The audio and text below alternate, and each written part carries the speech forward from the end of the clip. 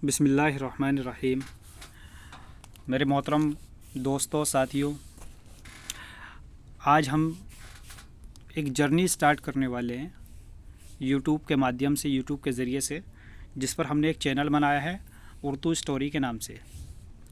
और इस पर आपको जो है सीखने के लिए बहुत कुछ मिलने वाला है, जिसमें हम एक स्टोरी के ज़रिए, एक शॉर्ट स्टोरी, एक मुख्तसर से तारुफ़ के ज़रिए हम आपको उर्दू भी सिखाएंगे और साथ साथ आपको जो है तारीख़ का भी आपको जायज़ा मिलेगा। यानी आप तारीख़ भी आपको सीखने के लिए मिलेगी। जो हमारी इस्लामिक हिस्ट्री है वो भी आपको जानने के लिए मिलेगी।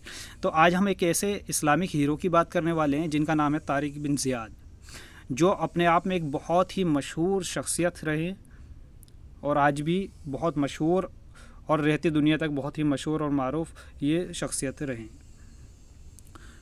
तो आज हम बात करेंगे फ़ातह अंदलुस यानी फ़ातह स्पेन तारिक बिन ज़ियाद रहमतुल्लाहि ताला अलैह के बारे में। और यहाँ मैं आपको स्टोरी के तरीके से ये पढ़कर बताऊंगा, और इससे दूसरा फ़ायदा आपको ये होगा कि हमारे बहुत सारे मुस्लिम नौजवान लड़के लड़कियां जो उर्दू पढ़ते हैं और लेकिन वो उर्दू पढ़ना जानते हैं, लेकिन उनके साथ एक मुश्किल आती है। और मुश्किल क्या है कि जब वो उर्दू पढ़ते हैं बहुत से अल्फाज ऐसे होते हैं जो उनको समझ नहीं आते। तो मैं यहाँ पर उन सारे ही अल्फाजों को आपको पढ़कर बताऊँगा, उसके मायने बताऊँगा, जिससे आपको बखूबी उर्दू अच्छे से आ जाएगी। ठीक है, तो स्टार्ट करते हैं। तारिक बिन ज़ियाद बर्बर नस्ल से ताल्लुक़ रखने वाले मुस्लिम सपा सालार और बनु उमैया के जर्नेल थे। देखिए यहाँ पर एक वर्ड आया सपा सालार। सपा कहते हैं सेना को, सालार कहते हैं उसके जो लीडर होता है। तो यानी एक सेना के लीडर थे और बनु उमैया के जर्नल थे, जिन्होंने सन 711 ईस्वी में हस्पानिया यानी स्पेन में ईसाई हुकूमत का ख़ात्मा करके यूरोप में मुस्लिम इक़्तिदार का आगाज़ किया। मुस्लिम इक़्तिदार का आगाज़ करना यानी कि इक़्तिदार का मतलब होता है ताकत, पावर। ठीक है, मुस्लिम इक़्तिदार यानी मुस्लिम ताकत का आगाज़ का मतलब होता है शुरू करना। उन्हें स्पेन की तारीख़ के अहम तरीन अस्करों में यानी बहुत ही ख़ास अस्करी कहते हैं फ़ौजी, अस्करी रहनुमाओं में यानी फ़ौज के रहनुमाओं में, फ़ौज के लीडरों में से एक समझा जाता था, यानी वो ख़ास थे। शुरू में वो उमवी सूबे के गवर्नर मूसा बिन नसीर के नायब थे। तो ये देखिए यहाँ पर एक वर्ड आया है नायब। नायब का मतलब होता है, जैसे कि आप हिंदी में समझिए, एक अध्यापक होता है, एक प्रधानाचार्य या प्रधानाध्यापक होता है, फिर एक उप प्रधानाचार्य होता है। ठीक है, ऐसे ही यहाँ पर उप लाया था यानी वाइस प्रिंसिपल इस तरीके से। ठीक है, जिन्होंने हस्पानिया में वज़ुगत बादशाह के मज़ालिम से तंग आवाम के मुतालबे पर, ये एक बादशाह का नाम है, वज़ुगत बादशाह के मज़ालिम क्या है, जुल्म की जमा है। मज़ालिम यानी कि उन पर जुल्म सितम हो रहा होगा, हुआ किस पर, अवाम कहते हैं जनता को। मज़ालिम से तंग आवाम यानी कि जो स्पेन की जो आवाम थी, वहाँ की जो जनता थी, उन्होंने तारिक बिन नसीर से अपना जो है मुतालबा किया। मुतालबे का मतलब होता है मांग की, कि वो जो है उनको आज़ाद कराएं उसके जुल्म सितम से। के मुतालबे पर तारिक को यानी तारिक बिन ज़ियाद रहमतुल्लाहि अलैह को हस्पानिया पर चढ़ाई का हुक्म दिया। किसने दिया? मूसा बिन नसीर ने। तारिक बिन ज़ियाद ने मुख्तसर फ़ौज के साथ, मुख्तसर कहते हैं थोड़ी सी, मुख्तसर फ़ौज के साथ यूरोप के अजीम इलाके यानी एक छोटी सी फ़ौज के साथ एक बड़े इलाके स्पेन को फ़तेह किया। और फ़तेह का मतलब होता है जीत। ठीक है, और यहाँ दीन इस्लाम का अलम बुलंद किया, यानी झंडा बुलंद किया, ऊंचा किया। बुलंद का मतलब होता है ऊंचा। स्पेन की फ़तेह और यहाँ पर इस्लामी हुकूमत का क़याम। हुकूमत तो आप समझते हैं, क़याम का मतलब होता है कायम करना, यानी कायम किया। एक ऐसा तारीख़ी वाक़या है, तारीख़ी मतलब ऐतिहासिक, जिसने यूरोप को सियासी कहते हैं राजनीतिक, माशी यानी फाइनेंशियल, और सकाफ़ती कहते हैं कल्चरल सांस्कृतिक, पसमानदगी बोलते हैं पिछड़ेपन को, यानी सांस्कृतिक पिछड़ेपन से निकाल कर एक नई बसीरत दी। बसीरत का मतलब होता है अंतर्दृष्टि, यानी इंग्लिश में अगर हम इसको बोलें इनसाइट, एक नई बसीरत दी, या इसको हम अगर आम ज़ुबान में कहें तो एक नई रोशनी दी। ठीक है, और उस पर नाकाबिले फ़रामोश असरात मुरतब किए। नाकाबिले फ़रामोश देखिए फरामोश का मतलब होता है कि आप जानते हैं फरामोश, नाकाबिल फरामोश, जब हम इसको पूरा वर्ड पढ़ेंगे तो नाकाबिल फरामोश यानी कि वो असरात, असरात का मतलब होता है इफ़ेक्ट, जो जिनको भुलाया ना जा सकता हो या जिनको झुटलाया ना जा सकता हो, मुरत्तब के यानी छोड़े। अगर हम इसको जुमले में बोलेंगे तो इसका मतलब ये है कि नाकाबिल फरामोश यानी कि एक ऐसी छाप छोड़ी जिसको हम भुला नहीं सकते। तारिक बिन ज़ियाद की तालीम व तरबियत मूसा बिन नसीर के ज़ेर निगरानी हुई। देखिए यहाँ पे एक वर्ड आया है ज़ेर निगरानी। ज़ेर निगरानी का मतलब है कि उनकी देख रेख में हुई। जो एक माहिर हर्ब और अजीम सपा सालार थे। माहिर हर्ब यानी बेहतरीन जंगजू, और अजीम सपा सालार यानी बेहतरीन सपा सालार थे। ठीक है, सपा का मतलब मैंने सपा सालार का मैंने आपको बता दिया। सपा माने होता है सेना, और सालार का मतलब होता है उसका जो लीडर, उसका जो रहनुमा होता है, यानी सपा सालार यानी अपनी सेना का लीडर। इसीलिए तारिक बिन ज़ियाद ने फ़न सपागिरी, फ़न का मतलब होता है हुनर, फ़न सपागिरी में जल्द ही शोहरत हासिल कर ली। शोहरत हासिल करने का मतलब होता है यानी मशहूर हो जाना, शोहरत हासिल कर लेना। हर तरफ उनकी बहादुरी और अस्करी चालों यानी उनकी फ़ौजी चालों, बहादुरी और अस्करी चालों के चर्चे होने लगे। तारिक बिन ज़ियाद बिन अब्दुल्ला ना सिर्फ दुनिया के बेहतरीन सपा सालारों में से एक थे। देखिए यहाँ पे एक वर्ड आया तारिक बिन ज़ियाद बिन अब्दुल्ला, तो यहाँ पे जो बिन का मतलब है ना, ये क्या है, देखिए तारिक बिन ज़ियाद बिन अब्दुल्ला यानी तारिक जो हैं वो ज़ियाद के लड़के हैं, और ज़ियाद जो हैं वो अब्दुल्ला के लड़के हैं, यानी उनको दादा का नाम आ गया है। ठीक है, न सिर्फ दुनिया के बेहतरीन सपा सालारों में से एक थे, बल्कि वो मुत्तकी कहते हैं कि जो इंसान गुनाहों से बचता है, वो परहेज़ करता है गुनाहों से, उसको मुत्तकी कहा जाता है। फ़र्ज़ शनास यानी ड्यूटीफुल, यानी कि जो इंसान अपने फ़र्ज़ के आगे अपनी जान लगा दे और फ़र्ज़ को बखूबी निभाए, उसको फ़र्ज़ शनास बोलते हैं उर्दू में। और बुलंद हिम्मत यानी उनकी जो हिम्मत थी वो बहुत ही आला थी, और बहुत अच्छी हिम्मत के जो थे वो इंसान थे। फ़र्ज़ शनास और बुलंद हिम्मत इंसान भी थे। उनके हुस्न अखलाक, देखिए यहाँ पर एक वर्ड आया हुस्न अखलाक। हुस्न अखलाक मतलब होता है कि उनका जो बात करने का, उनका जो लोगों के साथ रहने का तो तौर तरीका था वो बहुत ही अच्छा था, इसको हुस्न अखलाक बोला जाता है। उनके हुस्न अखलाक की वजह से अवाम और सिपाही उन्हें एहतराम की नज़र से देखते थे। एहतराम यानी कि उनको रेस्पेक्ट की नज़र से देखते थे, इज़्ज़त की नज़र से देखते थे। अफ़्रीका की इस्लामी सल्तनत को अंदलुस की बहरी क़ुव्वत, अफ़्रीका की इस्लामी सल्तनत यानी जो अफ़्रीका की इस्लामी सल्तनत थी, इसको अंदलुस कहते हैं। इसी स्पेन का जो नाम है अंदलुस भी था। कि बहरी क़ुव्वत को बहर जो वर्ड है ये अरबी का वर्ड है, इसका मतलब होता है समंदर। बहरी क़ुव्वत मतलब ताकत, समुद्री ताकत यानी कि जो हमारी समुद्री सेना, यानी कि अंदलुस यानी स्पेन की जो समुद्री सेना थी, उससे जो अफ़्रीका की इस्लामी सल्तनत थी उसको ख़तरा भी था, ख़तरा लाहक था, यानी ख़तरा था, तो उसको ख़तरा भी था। जबकि अंदलुस यानी स्पेन के अवाम का और वहाँ की जनता का मुतालबा, उनकी मांग भी थी कि उनको वहाँ से उस बादशाह के जुल्म सितम से जो है आज़ाद कराया जाए। इसलिए गवर्नर मूसा बिन नसीर ने दुश्मन की ताकत और दिफाई इस्तेहकाम का जायज़ा लेकर, देखिए यहाँ पर एक वर्ड आया है दिफाई का मतलब होता है डिफेंस यानी बचाव। ठीक है, दिफाई इस्तेहकाम मतलब होता है उनकी जो लड़ने की डिफेंसिव स्टेबिलिटी है, यानी उनकी रक्षात्मक स्थिरता, यानी वो कितना जम सकते हैं, तो उसको बोलते हैं। इस्तेहकाम का जायज़ा लेकर तारिक बिन ज़ियाद की कमान अगर इसको हिंदी में अगर हम ट्रांसलेट करें तो कमान का मतलब होता है धनुष। ठीक है, और धनुष लेकिन यहाँ पर धनुष की बात नहीं हो रही है। अब यहाँ पे जब हम पूरा लफ्ज़ पढ़ेंगे तब हमारे बात समझ में आएगी। कमान में 7,000 फ़ौज, यानी कि मतलब हो गया कि 7,000 फ़ौज। अब वो जो धनुष होता है उसमें तो नहीं आ सकती ना, कोई आदमी उसके अंदर नहीं आ सकते। तो यहाँ कमान का जो मतलब है वो है, यानी कि किसको दिया, तारिक बिन ज़ियाद की कमान का मतलब उनके अंडर में 7,000 फ़ौज देकर। देखिए यहाँ पर ये ब्रैकेट में लिख रहा है बाज़ मौर्रिखीन के नज़दीक 12,000। बाज़ का मतलब होता है कुछ, और मौर्रिख बोलते हैं इतिहास लिखने वाले को, यानी तारीख़ लिखने वाले को मौर्रिख बोला जाता है, इतिहासकार। ठीक है, मौर्रिखीन यानी एक से ज़्यादा लोग, यानी बाज़ मौर्रिखीन कुछ इतिहासकारों के नज़दीक 12,000 फ़ौज देकर उन्हें हस्पानिया यानी स्पेन की फ़तह के लिए रवाना किया। 30 अप्रैल 711 ईस्वी को इस्लामी लश्कर हस्पानिया के साहिल पर उतरा। साहिल कहते हैं तट, यानी समुद्र का जो तट होता है, जो किनारा होता है, साहिल का एक्चुअली लफ्ज़ जो है वो है किनारा। तो यहाँ बात, चूँकि हम पूरे इसमें बात कर रहे हैं हम समुद्र की, तो यहाँ पर जो साहिल है वो समंदर या दरिया का जो किनारा होता है उसको साहिल कहलाता है, ठीक है।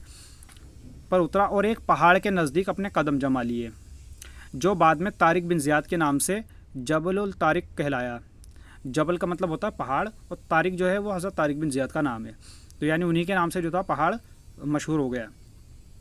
तारिक बिन ज़ियाद ने जंग के लिए महफूज जगह मुंतखब की। महफूज का मतलब आप वैसे समझते हैं, लेकिन मैं फिर भी बता देता हूँ। महफूज का मतलब होता है कि जो बिल्कुल सेफ़ हो, यानी कि वहाँ किसी तरह कोई ख़तरा महसूस ना हो, उस जगह को महफूज कहा जाता है। मुंतखब का मतलब होता है सिलेक्ट करना, चूज़ करना, यानी चुनना। इस मौके पर अपनी फ़ौज से निहायत वलवला अंगेज़ खिताब किया। वलवला अंगेज़ यानी कि उनसे जोशीला, ठीक है, जोशीला उनको खिताब किया, इसको हम बोल सकते हैं मोटिवेट किया। और कहा, खिताब का मतलब होता है तकरीर करना, स्पीच देना। और कहा कि हमारे सामने दुश्मन और पीछे समंदर है। जंग से कबल उन्होंने, अब देखिए एक वर्ड है कबल। कबल का मतलब होता है पहले। जंग से कबल उन्होंने अपने तमाम बहरी जहाज़ों को जला देने, बहरी यानी समुद्री जहाज़ों को जला देने का हुक्म दिया, ताकि दुश्मन की कसीर तादाद, कसीर का मतलब होता है ज़्यादा, तादाद यानी जो उनकी संख्या है, कसीर तादाद के 22 का मतलब होता है सबब, या उसकी यहाँ इसका मतलब तादाद की वजह भी कह सकते हैं, ठीक है, तादाद सबब या वजह, ठीक है। तादाद के 22 इस्लामी लश्कर बद्दिल होकर, लश्कर कहते हैं कि फ़ौज, इस्लामी सेना, ठीक है। बद्दिल, बद का मतलब होता है बुरा, और दिल, बद्दिल। अब ये अगर इसको ऐसे समझेंगे तो बद्दिल का मतलब हो गया बुरा दिल, बुरा दिल। तो यहाँ बद्दिल का जो मतलब है वो है कि उनका दिल ना उखड़ जाए, समझे। बद्दिल यानी उनका दिल बुरा ना हो जाए, किस बात से, यानी दिल उनका उखड़ ना जाए, कि अगर बद्दिल होकर अगर पसपाई का ख्याल लाए। पसपाई का मतलब होता है पीछे हटना, यानी कि जब जंगें होती हैं तो जंगों में ऐसा होता है कि जब कोई एक इंसान ये देखता है कि सामने वाला हम पर जो है वो हावी हो जाएगा और हम ये जंग नहीं जीत पाएंगे, तो वो क्या करता है, वो अपनी पसपा होने लगता है, यानी पीछे हटने लगता है और जंग के मैदान से बाहर हो जाता है। तो पसपाई का ख्याल लाए तो वापसी का रास्ता ना हो, ये किसने इंतज़ाम किया? हज़रत तारिक बिन ज़ियाद ने। इसी सूरत में इस्लामी फ़ौज के पास सिर्फ एक ही रास्ता बाकी था कि या तो दुश्मन को शिकस्त दें या अपनी जान आफरीन के सुपुर्द कर दें। जान आफरीन का मतलब यानी अपनी जान जो है वो शहीद कर दें, अपने आप को शहीद कर दें, शहीद हो जाएं। और देखिए यहाँ पे एक चीज़ और बता दूँ, जहाँ ये अगर यहाँ जाने आफरीन की जगह अगर ये सिर्फ आफरीन होता तो आफरीन का जो मतलब होता है वो होता है ब्रिलियंट, यानी कि बहुत उम्दा, बहुत अच्छा। कहते हैं ना, कोई इंसान अगर मान लो किसी ने कोई अच्छा काम कर दिया, तो आपने सुना होगा बहुत से सीरियल्स या फिर कहीं ना कहीं आपने देखा होगा, उसको बोलते हैं आफरीन के, मतलब उसको कहते हैं बहुत अच्छा किया ऐसे। ये एक ऐसी ज़बरदस्त जंगी चाल थी कि जिसने अपनी अहमियत की दाद यानी अपनी छाप आने वाले अजीम सपा सालारों से भी पाई, यानी उनके बाद में जितने भी सपा सालार आए उन्होंने भी उसको जो है इसकी दाद दी। और आज हम भी जब हिस्ट्री उठा के देखते हैं तारिक इब्न ज़ियाद रज़ी अल्लाह ताला अन्हु की, तो हम खुद मुतासिर होते हैं कि क्या हालात थे उस वक्त में और उन हालातों में किस तरह उन्होंने मुकाबला किया। ये एक बहुत ही दिलचस्प वाक़या। देखिए इतने शॉर्ट में जो मैं आपको छोटा सा मतलब उनका तारुफ करा रहा हूँ, इसको अगर आपको मुकम्मल समझना है तो ये आपको एक किताब है जिसका नाम है तारिक बिन ज़ियाद, ठीक है। ये आप अगर लेके पढ़ेंगे तो आपको बहुत कुछ इसमें सीखने के लिए मिलने वाला है। तो हम यहाँ पढ़ रहे थे कि ये एक ऐसी ज़बरदस्त जंगी चाल थी कि जिसने अपनी अहमियत की दाद आने वाले अजीम सपा सालारों से भी पाई। 7,000 के मुख्तसर इस्लामी लश्कर ने पेश कदमी की, यानी कि छोटे सारे यानी कम तादाद के 7,000 के लश्कर ने पेशकदमी की। पेशकदमी का मतलब है आगे बढ़े। और ईसाई हाकिम का मतलब होता है हुकूमत करने वाला, इसको हम बादशाह बोल सकते हैं। ईसाई हाकिम के 1 लाख के लश्कर का सामना किया। कहाँ 7,000, कहाँ 1 लाख।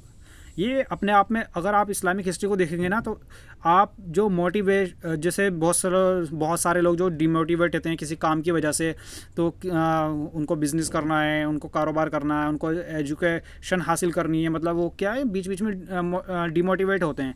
तो मैं उन लोगों को ये कहूँगा कि अगर आप इस्लामिक हिस्ट्री को अगर एक बार पढ़ लें, अगर उसका जायज़ा लें तो आप इतने मोटिवेट खुद हो जाएंगे कि जो हालात इंसानों के सामने आज हमारी ज़िंदगी के अंदर आते हैं उनसे ये बहुत मामूली से हैं, उनसे ज़्यादा ख़तरनाक हालात हमसे पहले जो मुसलमान हमारे गुज़रे, जिन्होंने अपने आप के अंदर अपने आप को जो है साबित किया और करके दिखाया।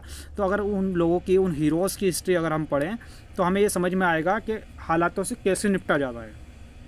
अगर आप ये समझने की कोशिश करेंगे तो आपको हिस्ट्री की तरफ आना पड़ेगा। हिस्ट्री को जब आप पढ़ेंगे तो आपको समझ में आएगा कि मुश्किल हालात से, मुश्किल वक्त से कैसे लड़ा जाता है। ठीक है, तो ये खाली इस जंग की बात नहीं है, बल्कि इंसान की तमाम ज़िंदगी की बात हो रही है। ठीक है, हाँ, तो हम बात कर रहे थे 7,000 के मुख्तसर इस्लामी लश्कर ने पेशकदमी की और ईसाई हाकिम के 1 लाख के लश्कर का सामना किया। घमसान का रन पड़ा, यानी कि एकदम भीकट जो है युद्ध हुआ, और रन का मतलब होता है युद्ध। आखिरकार दुश्मन फ़ौज को शिकस्त हुई और शहनशाह अडरक मारा गया। बाज़ रिवायतों में के मुताबिक, बाज़ का मतलब होता है कुछ, रिवायतों यानी कि रिवायत जो है वो रावी से बन के बना, रावी कहते हैं किसी बात को कहने वाला या लिखने वाला। बाज़ रिवायतों के मुताबिक वो भाग निकला था जिसके अंजाम का पता ना चल सका। इस एतबार से ये जंग फैसला कुन थी, यानी फ़ाइनल थी, कि इसके बाद हस्पानवी यानी कि स्पेन की जो फ़ौज थी, हस्पानवी फ़ौज कभी मुत्तहिद होकर ना लड़ सकी, यानी कभी भी वो इकट्ठा नहीं हो पाई और ना लड़ सकी। उनके अंदर इतनी ताकत नहीं रही, वो मतलब अपने आप को एक ताकतवर नहीं बना पाया कि वो लड़ने लायक हो। फ़तेह के बाद तारिक बिन ज़ियाद ने बगैर किसी मज़ामत के दारुल हुकूमत तली-तला पर कब्ज़ा कर लिया। मज़ामत कहते हैं प्रतिरोध, बगैर यानी उनका जो है कोई भी रुकावट उनकी ज़िंदगी उनके उस रास्ते में नहीं आई, और उन्होंने दारुल हुकूमत तली-तला, दारुल हुकूमत का मतलब होता है कैपिटल यानी कि राजधानी, कब्ज़ा कर लिया। तारिक बिन ज़ियाद को हस्पानिया का गवर्नर बना दिया गया। तारिक बिन ज़ियाद की कामयाबी की खबर सुनकर मूसा बिन नसीर ने हुकूमत अपने बेटे अब्दुल्ला के सुपुर्द की और ख़ुद तारिक बिन ज़ियाद से आ मिले। दोनों ने मिलकर मज़ीद कई इलाके फ़तेह किए। मज़ीद का मतलब होता है बहुत सारे, कई इलाके फ़तेह किए। इसी दौरान खलीफा वलीद बिन अब्दुल मलिक ने अपने कासिद भेजकर दोनों को दमिश्क बुलवा लिया। देखिए, यहाँ मैं आपको बताऊँ, ये दमिश्क जो है ना, जब आप इस्लामिक हिस्ट्री का मुताला करेंगे, उसको पढ़ेंगे, तो आपको दमिश्क का नाम बहुत सारी जगह आने वाला है। ये जो है एक शहर है, ठीक है, ये एक ऐसा शहर है जहाँ हज़रत नूरुद्दीन ज़ंगी रहमतुल्लाह अलैह भी इसी शहर से जो है वो अपने ज़्यादातर फ़ौज को संभालते थे, और हज़रत सुल्तान सलाहुद्दीन अय्यूबी दमिश्क से उन्होंने अपनी फ़ौज को जो है संभाला। और बहुत सारे हिस्ट्रिकल, हज़रत खालिद बिन वलीद रज़ियल्लाहु ताला अन्हु के ज़माने में, सहाबा इकराम के ज़माने के, आपको की हिस्ट्री में जो है इस दमिश्क का नाम मिल जाएगा। ये एक बहुत ही हिस्ट्रिकल प्लेस है, ऐतिहासिक जो है शहर रहा है ये। कासिद भेजकर दोनों को दमिश्क बुलवा लिया और यूँ तारिक बिन ज़ियाद की अस्करी ज़िंदगी का इख्तिताम हुआ, यानी उनकी फ़ौजी जो ज़िंदगी थी, जो फ़ौज का जो निज़ाम उन्होंने संभाला था, उस निज़ाम का उस वक्त का इख्तिताम हुआ, यानी कि ख़त्म हुआ। जबकि इस्लामी दुनिया के इस अज़ीम फ़ातेह ने, यानी कि इसके बाद इस्लामी दुनिया के इस अज़ीम फ़ातेह ने सन 720 ईस्वी में वफ़ात पाई। ज़ेर नज़र किताबचा तारिक बिन ज़ियाद, यानी जो ज़ेर नज़र का मतलब होता है जो आपकी नज़र के सामने है, तारिक बिन ज़ियाद, फ़ाते उंदुलुस तारिक बिन ज़ियाद ही के मुतालिक है। यानी ये जो किताब आपके सामने है, ये फ़ाते उंदुलुस तारिक बिन ज़ियाद रहमतुल्लाहि अलैह के ही मुतालिक है, जो कि अपने मौजू में हर लिहाज से मुकम्मल और मालूमाती है। यानी कि अगर आप इस किताब को जब स्टडी करेंगे, इस हिस्ट्री को जब आप पढ़ेंगे, तो इसमें मुकम्मल वाक़यात उनकी ज़िंदगी के दिए गए हैं, आप उनसे पूरी मालूमात हासिल कर सकते हैं। तो दोस्तों, ये आज का हमारा वीडियो कंप्लीट हो चुका है, क्योंकि हम आपको बहुत ही मुख्तसर से वाक़यात आपको बता रहे हैं, क्योंकि इस पर तो बहुत मोटी किताब लिखी हुई है। तो ये अब जो इसके बाद आपसे जो मुलाकात होगी वो अगली वीडियो में होगी। और अगर आप हमारे साथ हमसे किसी और इस्लामिक हीरो पर या किसी भी हिस्ट्रिकल बंदे पर या किसी भी हिस्ट्रिकल हीरो पर आप जो है कुछ चाहते हैं, आप चाहते हैं कि उस पर वीडियो बने, तो आप कमेंट कर सकते हैं और कमेंट करके हमें बता सकते हैं। इंशाल्लाह हम आपके कमेंट के अकॉर्डिंग हम और नई वीडियोज़ आपके लिए लाते रहेंगे। तब तक के लिए अल्लाह हाफिज़।